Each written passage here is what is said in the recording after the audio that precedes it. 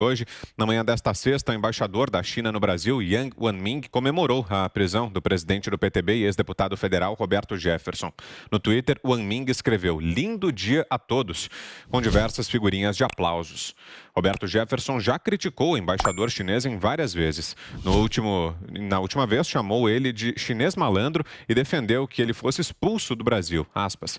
Os comunistas, como esse chinês malandro que está aí hoje na embaixada da China, que tem que ir embora, o presidente tem que mandá-lo embora. Ele está afrontando o presidente da República. Esse Xing Ling é embaixador. Foi o que disse na época, então, Roberto Jefferson.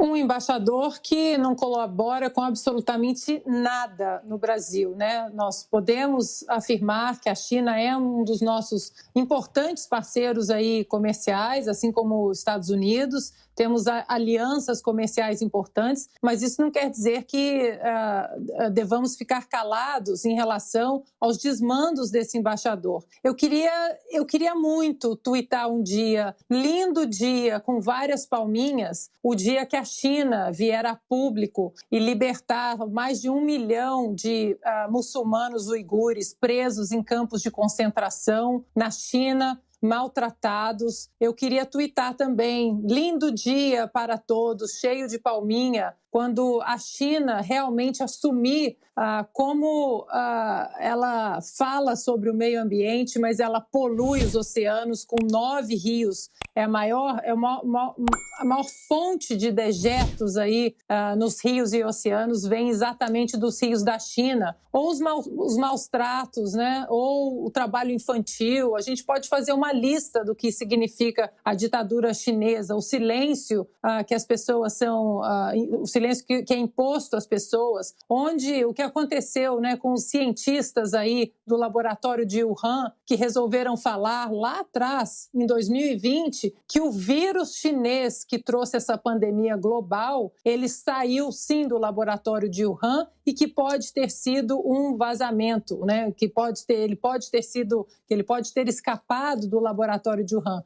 Essas pessoas foram caladas, né? Hoje a China tem quantos bilhões aí de habitantes e tem o quê? 6 mil mortes apenas. Alguém acredita na falácia que é as relações públicas da China, como esse embaixador? Eu acho que esse embaixador ele não colabora com absolutamente nada, muito menos com as boas relações comerciais que o Brasil tem com a China. Ele está na hora de ir embora mesmo do Brasil.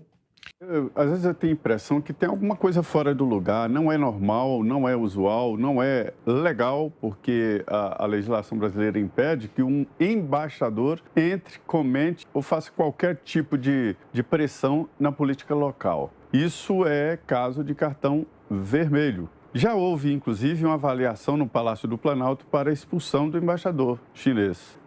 Me disse o deputado Eduardo Bolsonaro de que, naquele momento, ele até torceu, queria pela expulsão, porque há uma regra, é uma lei, é uma norma no Brasil, de que o embaixador ele deixa de ser uma pessoa bem-vinda se ele entrar na política local, não é o objetivo.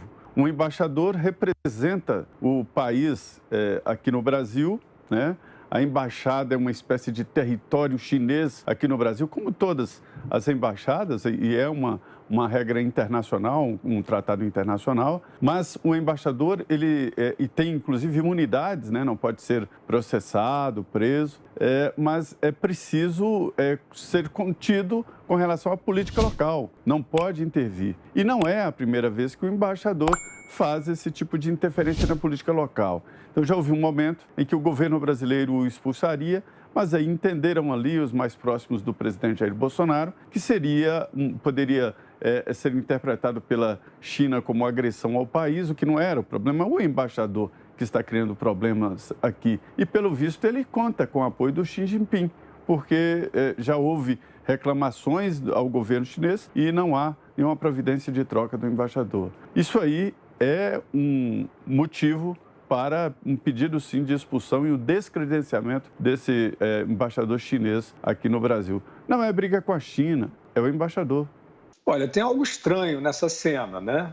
Tem alguma coisa que não bate nessa cena. Um embaixador engraçadinho, representante de um regime brutal, como é que isso fecha? O embaixador, dado ali a irreverências e fanfarras em rede social como se fosse um adolescente, representando um regime violento que atropela os direitos humanos, que atropela as liberdades, não está batendo. É esse regime que ele representa? A gente deve observar que a China é um regime pirata. É um regime pirata, não é um parceiro leal, que age na base da dissimulação, da brutalidade, da coerção, impediu a difusão, a divulgação da informação de que havia aquele contágio acontecendo. E foi isso, por responsabilidade de um regime ditatorial brutal, que o mundo mergulhou nesse sofrimento sem precedentes na era moderna, pelo menos em termos de alcance coletivo. Então, esse embaixador que está no Brasil fazendo gracinha na internet, tem um divórcio aí, ou não, ou então é justamente esse o nome do jogo: invernizar a brutalidade, invernizar a pirataria, fantasiar de simpatia e charme um regime que é expansionista, um regime que não respeita a pessoa humana, um regime voraz, como é o regime chinês, no seu expansionismo pelo mundo afora. Tem poder, tem força e tem muito dinheiro. E esse dinheiro vem junto, né? Alimentando e comprando os corpinhos fáceis, dóceis e baratos que encontra pelo caminho. Isso seria, né, se o Brasil tivesse ainda alguma instituição investigativa na sua plena potência, né, nós estamos, infelizmente, um pouco abandonados, né, pelos homens da lei, né, por aqueles que fizeram história muito recentemente no Brasil, quebrando uma quadrilha instalada no centro do poder. Nós estamos hoje assistindo isso, né? Assistindo órfãos de homens da lei, das diretrizes desse regime brutal representado por esse embaixador engraçadinho, colocadas em território nacional brasileiro como pretexto de segurança sanitária, medidas ditatoriais, discricionárias, toque de recolher, de alto a baixo no território nacional. Nós não vimos os homens da lei, né? Nós vimos aí a Polícia Federal apresentar aqui e ali os problemas de desvio do Covidão, mas nós estamos diante de um tsunami, né, de supressão de liberdade. Nós estamos diante de um tsunami de compra de consciências. Isso precisa ser mostrado. Esses brasileiros, instituições, cidadãos esclarecidos, parlamentares que se ajoelham para esse embaixador, como é que pode? O que explica isso? O que explica essa subserviência? O que explica essa servidão a um personagem, a um diplomata que age sem compostura de diplomata, que escarnece do país, que desafia autoridades, desafia a população